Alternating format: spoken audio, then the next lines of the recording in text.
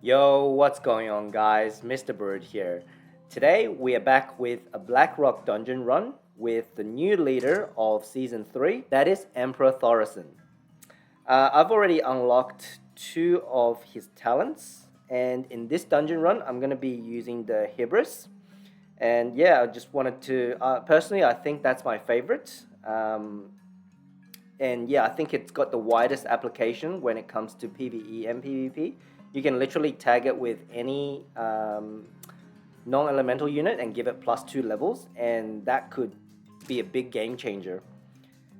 This is the team I'm running with. BlackRock, they're mostly elemental units, to be honest, so there's not really any good teams for the BlackRock slot anyway. So I've just decided to put the Smoke Bomb in as a cycle card so that I can rotate back to my win condition, which in this case it's Huntress and the Emperor.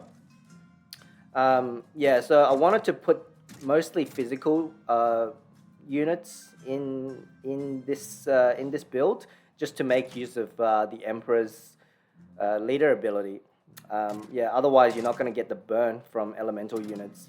So with Griffin, you can run any talent, but I prefer the Mighty Throw in the dungeon. And with Huntress, I run Shadow Meld. And Safe Pilot, you can run either, but I'm just going with Coming Hot. Willpeg is really important, so the Flame Burst is the absolute essential. Quill, it doesn't matter if you have a talent or not, but we'll just run with the Bristleback. The premises of this deck is so that you've got the Huntress, which is your main win condition for this dungeon. It will go through stage 2 and 3 really easily, and as you will see, give it +2 levels, it will clear air units really quickly on stage 2. Even the Gargoyle, now that the Huntress has burned from the Emperor's leader ability. Otherwise, stage 1 is probably the hardest for this lineup, but you've got Willpegs against the Prowlers and the Taurens on stage 1, so yeah, in general, you shouldn't have too much problem.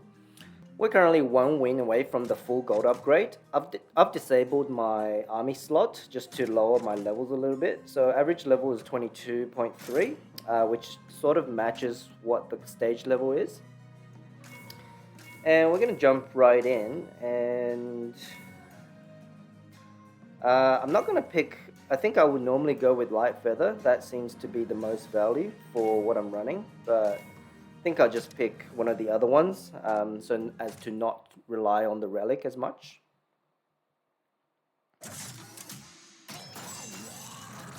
Alright, for this one, most of you should have done this a number of times already. What we want to do is we want to capture the right hand side first. The order of play is going to be the leader, followed by the Huntress to give the extra 2 levels. As you can see, we're going to Safe Pilot this to clear the mob, send the Miner up, and then we're going to use the Quillbore to tank. So this is actually, I would say this is the perfect start. Yeah, it's really good in terms of rotation. It's exactly the way we want. Yeah, this stage has Prowler, so it didn't, I guess we didn't manage to get the tower. So we're going to repeat and do the same thing again. And see how we go this time. I'm going to do Safe Pilot to clear that mob. Huntress is resistant, so Ogre's not really a problem, but the Tauren and the Prowler will be a big issue for us on this stage. But the next stage, it should actually be a lot better. I'm gonna just... Okay, I thought the smoke would have killed the Prowler, but it didn't, unfortunately. So I'm just gonna try to see if I can chip down the tower. Maybe I'm kind of relying on the activating the talent too much, so I'm actually just gonna play casually and not focus on just giving the Huntress the buff, the level buff. Yeah, so I'm just gonna play casually. It's either gonna be the Griffin, the Huntress, or the Quillbore to get the buff.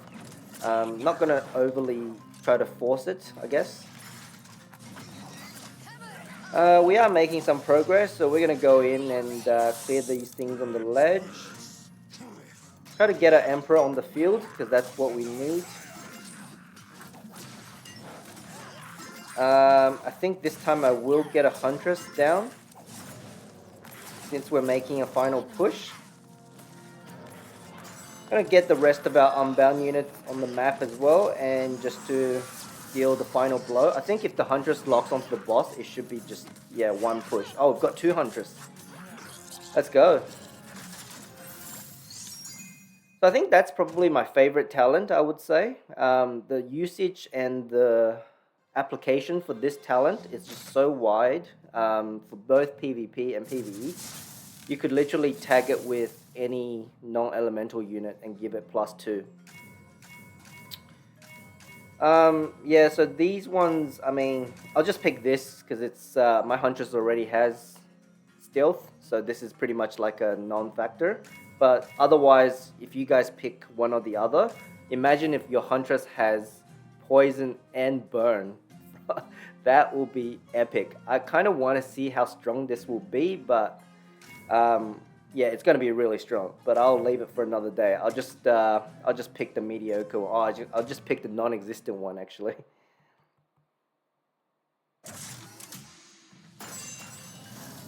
So at this stage, you need your best anti-air units, and essentially we're just going to be playing Griffin and Huntress non-stop. Again, I think we have a pretty good starting hand, so I'm going to go the Emperor plus Huntress to give it +1 level.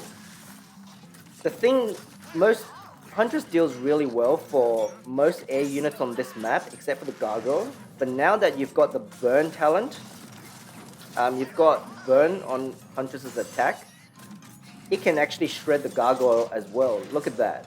I know I have some levels on the Gargoyle, but normally Huntress doesn't do much to the Gargoyle because it's got armor. But because it's got Burn now, it can single-handedly stop a Gargoyle. Just like that, one push. I'm not going to waste any time, so I'm just going to go in and get all our unbound units on the boss and just finish this. I think with this lineup, I can probably go for another level or two into the red territory, but you guys kind of get the point.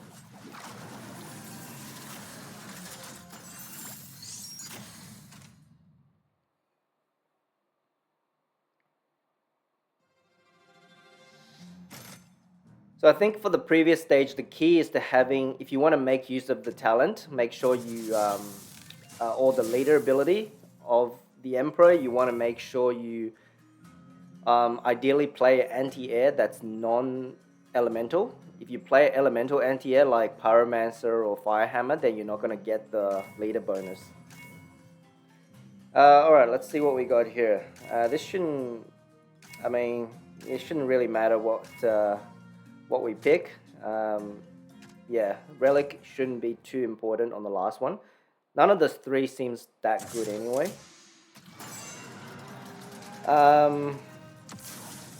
Just gonna try to showcase the Burn talent, or the leader ability rather. I don't have the hero on my starting hands. I'll just start with a Huntress as per normal. This is what you would normally do with this stage. Make sure you go sideways first so you don't run into the waterfall prematurely. We can kind of just, yeah, just kind of going like that because, oh, actually I thought the Huntress killed the boss, or the dragon. It didn't. I kind of did that prematurely. Should have tried to kill that boss first. Alright, never mind. I was already one step ahead. I was expecting my Huntress to circle around the bridge and shoot down below against the tower. I probably should have played my hero first, but it's fine. We're going to get a ton of value against the Harpies and Murlocs anyway, so that's all good. I'll actually give the buff to my Griffin this time, like this. And I just want to make sure I get my core board down in time against this stuff. Please, Huntress, do some work. Let's go. This is the perfect angle. It should shoot downwards. Just want to make sure the tower dies. Unfortunately, our Huntress died. It would have been better if they just stayed alive. It'll keep going across the bridge. But we got the job done anyway. And also, the Emperor's still on the map. the one thing I realized about Emperor is it's a range unit, as you can see, and it's really tank. It's probably one of the most tanky range units in the game, in my opinion, just by a feel. I haven't played a lot of PvP games. It's mostly bots for the first 1000 anyway. But gut feeling, it can tank a lot of hits from the guard tower. So, anyways, we don't want to lose that waypoint, so we're gonna keep that and kill that Korbal. Sorry, that miner. I'll just do World Peg to kill that dragon. Seems like it's still staying alive for some reason. Oh, it's got an armor. Yeah, so no wonder the Griffin wasn't doing anything. You see that little sign? It means that boss has armor. And I don't know what these other signs mean. I'm sure one of them has like a resistance or something. I only recognize the armor. I don't know what these little... I think, yeah, one of the symbols must mean resistant, I guess. I'll just get an Emperor on the field again. This time I'll give it to my Korbal. Unfortunately, the Huntress got locked on, so I'm going to actually smoke this. As you can see, the smoke bomb can make the boss retarget. So if you're late with your Korbal or just don't have it in rotation, you can use smoke bomb to retarget the boss or any enemy units for that matter. But yeah, this should be pretty easy. We're not even in overtime and we're pretty much won the game. So yeah, as you guys can see, this, I have pretty high hopes with this leader. The fact that it's got 4 gold costs, it already means it's quite viable. Blackrock, Rend and General Dracosath are all very expensive leaders. So it's nice to have a cheaper leader so that, you can have a different kind of game experience. And there you have it, guys. We've got our full gold set within the first day of this leader. So really excited to play this leader in the upcoming season in the PvP arena as well. So yeah, thank you guys for watching and I'll be back with the next one soon. Bye!